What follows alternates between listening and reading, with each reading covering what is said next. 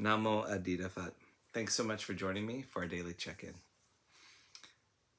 Listen, listen, listen. This wonderful sound calls us back to our true home.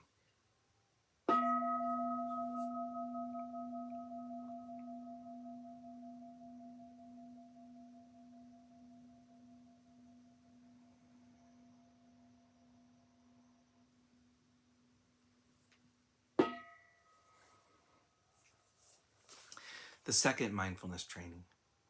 Aware of the suffering caused by exploitation, social injustice, stealing, and oppression, I vow to cultivate loving kindness and learn ways to work for the well-being of people, animals, plants, and minerals. I will practice generosity by sharing my time, energy, and material resources with those who are in real need.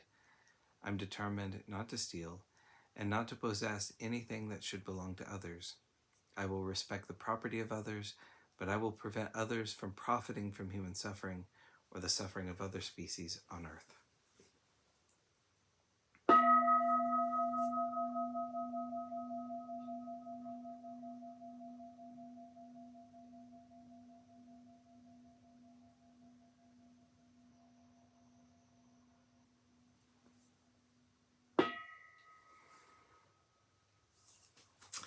For our Dharma lesson, we've been reading Everything We Do Matters by the Venerable Wuling.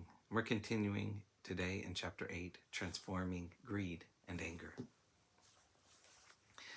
If in the face of our trying to reason with our critics, and with a deep determination not to give in to anger, they continue to criticize us, there's no need to respond in kind or even in defense. If we respond by defending ourselves, we know what will happen. They say something, then we will say something. They will say, yes, you did. We will say, no, I didn't. Yes, you did. No, I didn't.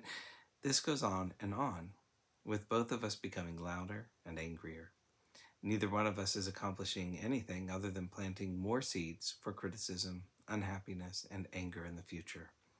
The other person may not realize what is going on, but we do, because we have some understanding of karma and causality.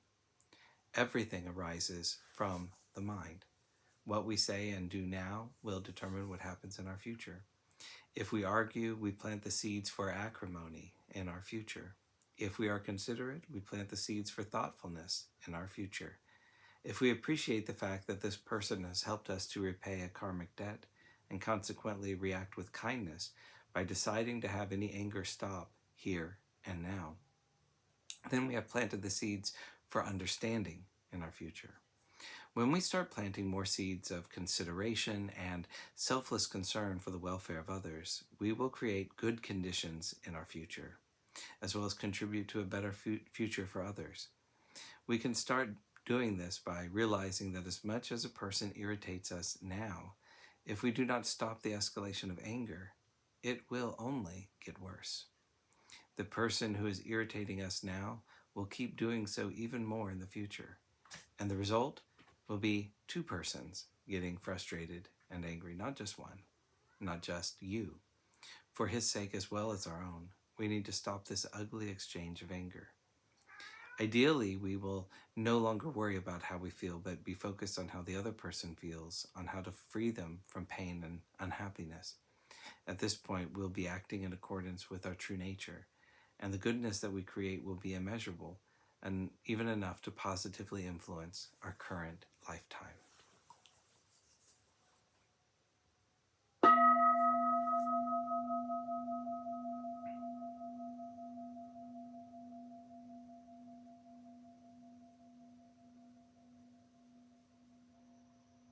May all beings be well. May all beings be happy. May all beings be at peace. Namo Phat. Thanks so much for joining me today.